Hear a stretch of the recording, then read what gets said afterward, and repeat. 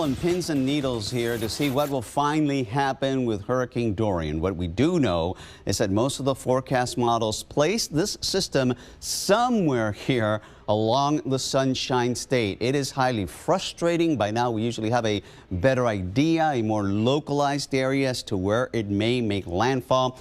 Right now, it is expected to slow down a little more, possibly a Category 4 as it threatens the northwestern Bahamas, and then be very close to Florida here sometime Monday afternoon.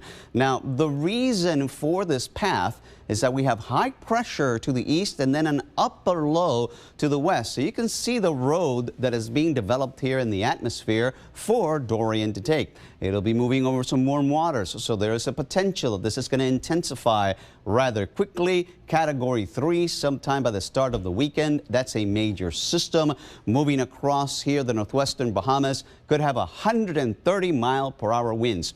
Now, do not focus on these little icons. Hurricanes do not travel in a straight line. They tend to wobble north and south. What this cone tells us is where the eye or the center of circulation may be as it makes landfall. So it could be anywhere here from the southeastern coast of Georgia all the way down in through the upper Keys. We just have to pay attention and be ready in case it comes our way.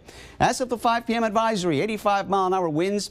The forward speed has really not changed that much, between 13 and 14 miles per hour. It is being tracked out of the southeastern Bahamas, 330 miles east of that area.